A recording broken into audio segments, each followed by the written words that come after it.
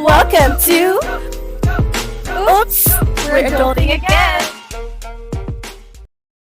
Oops, we made it to episode 3. Welcome back, guys. I would have thought you would have given up like on the first episode. Tamarin lang bigla. As mga lazy na, girly pops. But oh my gosh, congratulations. Congratulations sa atin. Ay, sorry, may tao pala dito, girl. Wait. Nag-outcast lang siya the entire time ba? Guys, I don't know, like, in the first episode, we mentioned that we were a trio. And so, because this is episode 3, you have 3 people. Who is this? Who are you? Third gem sa aming Kiara. Aevi Noela, Like, insert ka ng pambarangay na palakpak. Hi guys. So yeah. Oh my God. I'm so shy. Wait lang, disclaimer before we continue, kay feeling ko chaotic. So, this is like a different structure, ha? This is like a chillax like session with us kasi tatlo na kami. Aevi, introduce yourself. Yeah. First day of class. Hello guys. So if you don't know me, yeah, my name is Aevi. We actually met. They briefly mentioned that they worked their first job together, on the and first so episode. they met me there sa company. And like, to be honest, we didn't like her very much. Yeah, actually. We didn't like her very much. But it's fine because I was also intimidated by you guys. Dapat lang. Our BF mango siya, guys. So we kind of took her Clicked. into our wings. Kay kami man ng mga ate ni Aevi. And then after that, Aevi resigned. You Hala, resigned first, right? Yeah, because gilaglag ka, ma'am. Leia was reprofiled as well. Yeah. And then I was alone in that Uy, we were in the same company But we still, were not but in we were the not in the same same office line of space. business. Yes. Account. And then, like after that, I went AWOL. Si Leia naiwan and then she resigned. And then, yeah, our friendship, we started with like, it's, initially we were not a trio. We had like 3 other boy members. Yeah, And which then- asan na mo guys? Asan na mo? Where Like, are come you? on, where are you?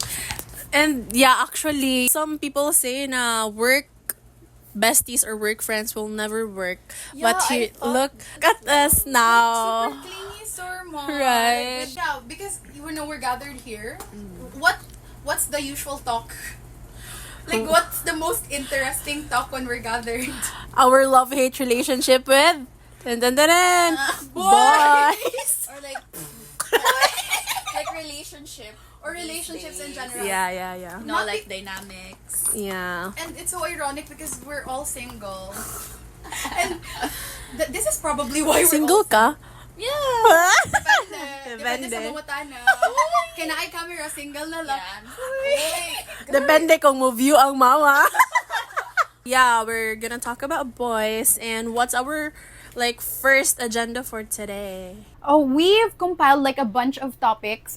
First, we're gonna start off with like a bunch of like buzz topics in the dating world. We're gonna give like our fast opinion on certain things, and then we'll just go from there. Because this is really just a conversational type of like podcast today. Just Like, chill. guys, this is like our usual talks yun when we go to cafes. So, maybe some of these topics, maybe na storyahan naman everything. But, speaking of, we're doing our makeup again, the usual. And then, what's our peg for today, girly pops? Oh yeah. What do you think should we do? This is Avi's idea. Yeah, like makeup for a date. Like mabilisan lang. Okay. First on the list is thoughts on hookup culture. Can't relate. I don't engage. Can't relate. Next. Okay, next. We really, thing. this is not something we can talk about because cannot relate. Friendships with guys. Like, what's your thoughts on friendship with guys? Oftentimes, people like misinterpret or they have this like notion that friendships with the opposite gender means something. It's not pure. Yeah, like, Because, like, people say you cannot be friends with guys because guys will always think with their with their head. Yeah. I also had friends like that. I thought we were like genuinely platonic Mm-hmm. besties, but but it wasn't. yeah, I had this experience na I thought na mag-hangout lang me, but then he took me somewhere na like layo-layo na gyud to sa amo ang school, guys. And then after that, he confronted me about like he wanted to have something with me. He said it? Yeah, and we were on his motorbike, and so oh my god, what should I say? Because what if I offend him? And then he's gonna do something yeah, he's scary. gonna do something, or like Yeah. the transportation there was ano yeah, ba, like lisod. scars, yeah. Yeah, and so what if? That experience did not like made you think na all guys No, the for sure. No, we like had friends, opposite like, genders, with, yeah. with Leo. We told you there's 6 of us. Yeah. Like 3 are well the other one is our sister and Drew. the other 2 shout out to Drew to Hi, Drew, to Ryan. Do we even count Ryan? Sorry Ryan, not to shade. Love Ryan. Leia says hi Ryan. No, hala. She suddenly cannot speak, you guys. Oh my god. No, because we're talking about friendships with guys. So, Ryan is the only guy friend na I consider na very genuine relationship that I ever... Don't look at me like that! Leo is not genuine. No, I'm friends with Leo, but not like the same Closeness with with- yeah, the same closeness with Wheeler. Cause imagine, guys, we were seatmates for like 4 months, so we had this relationship gid. Anyways, we have to plug Leo. What's the... Yeah, guys, speaking of Lior, he has this coffee shop named Kyopi Avenue. yeah. So you guys must visit that, Davao Anyos. Yeah. It's located in Tacunan, Mintal. Yeah, baby. And you can visit their Facebook page if you Yeah. wanna know more. Friendship with guys, the verdict is there are just bad apples. Yeah. But there Just are like with girlfriends. yeah, exactly. Like just like with any kinds of friendship, there are bad apples. I think you just have to sharpen the way that you read their characters. Next topic. Ito, how do you deal with mixed signals? One moment you think he likes you, he's showing that he likes you, and then A moment of silence. sa mga naloko. Huy! Sa mga nabiktima ng mixing. Yeah. Uunahan ko na kasi ito sila madami experience. For me, it's very very straightforward. If I'm experiencing mixed signals, like at first, if he likes me and I like him, okay, like maybe go for it, go bestie. But then if he pulls away or he shows mixed signals and then ma-confuse na ako, just walk away. It's not worth it. Especially in consideration of the fact na umpisa pa lang manggod yan. Like you're just trying to assess if you actually like that person. If they're not gonna be consistent sa umpisa pa lang, come on. How can you expect them to be consistent like moving forward, right? Yeah, but when you're in the situation, it's really hard to identify. Really? I think that's our difference. Because, di ba? It depends. Maybe you know it, but you brush it off because like, oh, this is just like something that I can tolerate or like something like that. Depending on the. I think because in the beginning of a relationship, feeling ko grabe mo ang filter ko niyan at hindi ko i-tolerate. I think manggod with our next topic yung love bombing because that's the one I cannot identify. But yeah, mixed signals. What do you guys think? I think for me, as a Delulu girl, my girlies know. But yeah, I agree with Aevi because like there are times na it's really hard to figure out what their intentions are unless you ask them Especially, directly. you don't want to ask them because you feel No, like the guy will Because turn yeah, off or like there's like a parang feeling of fear. yeah. Exactly. If ang anak ko make signal si guys, saan na lang si Punsa na lang si girl. Yung kalog. ay okay lang ito si established naman na parang he likes me. Pero like Pero remember yung my family gosh. problem. Siya ba in or Push and pull. That's where our next topic leads. Love bombing. I've never Were you love experienced- bombed never- before? or Never Realized identified it, maybe. So maybe that's why. I don't know. I really I don't have a lot to say, so you guys go. If someone was interested in me or like courting me, Obsessed is an understatement. his shift was at like 5 a.m. but he would be at the office. How many hours? Like before. yeah, very hours early. before, just to 5, align, 6 hours earlier. just to align Yeah, with your just to shift. see me and to give me something. He would always ask me like, do you like this? Do you like that? Do you want me to buy this for you? And I would always say to him na, stop it. Ayaw na, dili ko gusto. And stop ka ng gasto for me. But like, long story short, he did so much for you. Yeah, Like, he so did much so- effort, so much money. Yeah. What happened? You told him. Yeah, I told him to stop it already because I cannot reciprocate.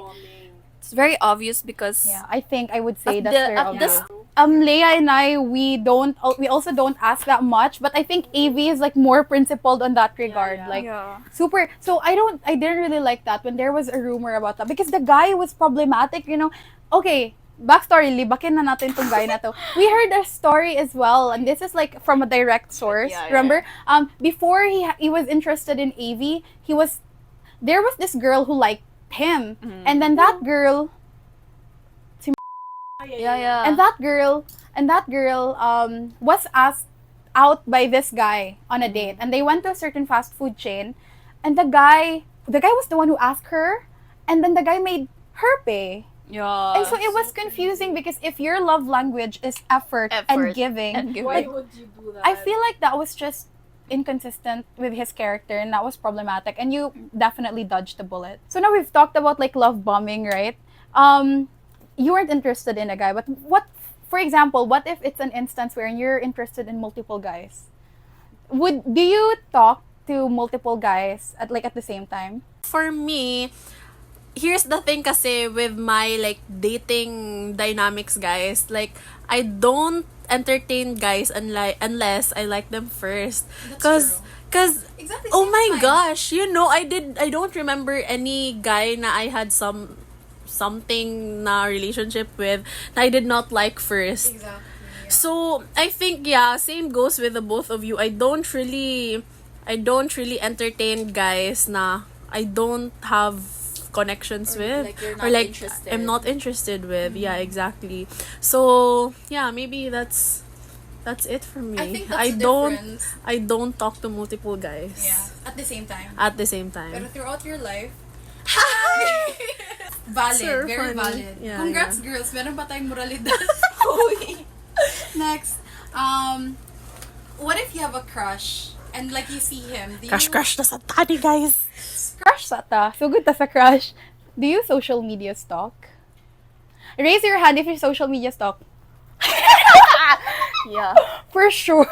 For sure. Si Aevi, hanggang saan ka na? Pamagani ko sa iyong pamilya. Yeah, me too. Even sa pages ko. Even sa iyong mga 2011 posts.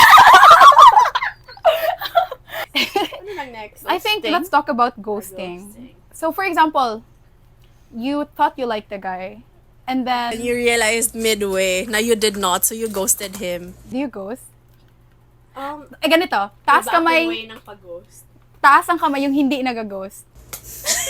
A moment of silence. I'm so sorry. Parang feeling ko like, grabe The naka, people pleaser in me and the guilt in me revealing so much. Ito na, na episode. guys, feeling ko mauna ning makapakancel sa to. But everybody ghosts, I think. Yeah. We're not mature enough to talk like normal people and communicate and say, I'm sorry, this is not working out. We're so afraid of like conflict, Like, it's hard confrontations. to confront yeah. someone. But it's the right thing to do. You know, like I appreciate people who, like, for example, you talk or you go on a date and after they say nga, you're really nice, but I don't see this working out. I'm very different with these two girlies here. in terms of ghosting? In terms of ghosting, cause so let's take for example na I have a crush, and then all of my crushes, guys, I'm friends with them. So whenever I feel na parang wala na, I wanted to stop this feeling or whatever I'm feeling, what I do, guys, is I confess. I confess to stop the feeling. Kay ma-misinterpret pagod sa uban na naga-confess ko to like receive something back. Pero wala gyud guys. Ay ginabutan gina-disclaimer gyud ako na dito sa mga confession na kanang na I don't really want you to like me back and everything, parang ganon. And then after, gusto ko lang talaga ilabas sa system. And then, to prove that, guys, what I do is I block the person. Yeah, that's so true. That's my way of ghosting, guys. I-block after na ako confess, after na ako ingon na, crush kita ko, like, guys, blocked. Ano wala The i-block end. May gina-expect? May exemption pala, no? You are the only exception. Anyways, moving forward, let's talk about, tapos na tayo sa crush, tapos na tayo sa talking scenario. Do you engage in like situationships? Let's Leia define situationship. Okay, so situationships are the relationships na walang label. Was it casual now? Gen Z for MU. Yeah. It's a Gen Z term for MUs. Do you engage? Do you have like situationships? I think all my life, guys, it was all situationships because I never had a boyfriend, like a labeled one.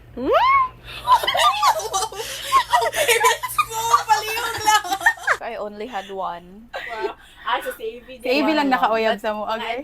Yeah, but like, Kaya mo older. I would not really consider it a very serious relationship because it only lasted. It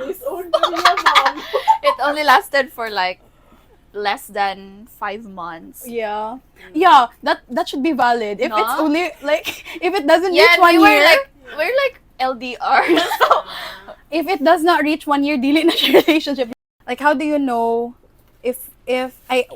how do you like define I see the fine line between dating and in a relationship. being in a relationship. So, what do you guys think?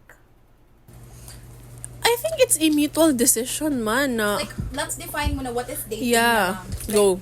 I should define. Sige. Like for me, personally, dating is like when he asks you out and you guys go on dates, and you're just trying to get to know each other, and then the courting stage starts. Yeah, that's the courting stage. Yeah, dating is definitely the courting stage. So when you say I'm dating him, kasi in America, di ba, when you say I'm dating him, you're in a relationship na. Yeah. I think for me it's different here. So yeah, when you're being courted, you guys are dating. I think even if modern dating na to and it's so confusing na, I think the guy or the girl, depende sa dynamic nyo, should be the one, should still ask you to be his girlfriend. Yeah, I agree. Yeah. Some modern days, some relationships, guys, whenever I ask some of my friends, like, kanas ako nag-uyab, or like, kanas ka panguyaban, like, they tell me na, wala lang, murag nag-uyab lang me naturally. So, like, wala na mo courting stage, na kanang murag one day, na kanang gi-ask ka niya nga, like one day kanang i-ask kanina, pwede, can you be my girlfriend? Wala na doy ing ana, guys. So, that's how this like relationship works pala in this like generation. Good for them if that works for them. Kay may mga girls na like chill lang. Yeah. I guess tayo kayo No, mga mga Maria Clara in like modern day. modern Maria Clara. Like we yeah. wanted, like, We like the traditional kind of setup. Same because efforts, I think in the courting courting stage, that's so magical. Pero may pagka-ma-pride din tayo in a sense na gusto talaga natin na maligaw-ligawan din naman every once in a while. I Yes. think the reason that we're like sinasabi natin na gusto natin na ligawan tayo is because we're trying to find like a committed relationship. Like dating to find the one. That's why we're still single, because grabe ating standards, like, in dating, like, in relationships, Not in because guys, because we feel really secure as girls, and we wanted something real, and something really genuine, so we always think na, whenever a guy comes to us, it should be real, or it should be sure. And dili siya murag char lang good. Because at this age, guys, gabi, I'm so done with playing na. So high school. So, yeah, if ever man, I wanted to have like a relationship good na maglast without hesitations, without fear. It should be someone who adds value to your life, not make you miserable. So, dating, in a relationship na kayo.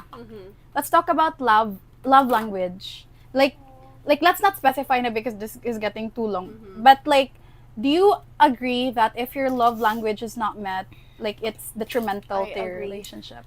I agree, because the first thing that I find in a person is like how he acts towards me. Like if I see my love language, then in na gyud siya for me. What if yung guy na yun is what he's used to giving, di ba iba man kasi yung receiving and giving Yeah, na love yeah, language. What if for example ikaw kay acts of services ang receiving mo and then his giving is for example like different like compliments but he's not big into like acts of services. Is it a no-no na? Take a long time for me to like the guy, if ever. You can Kay, talk.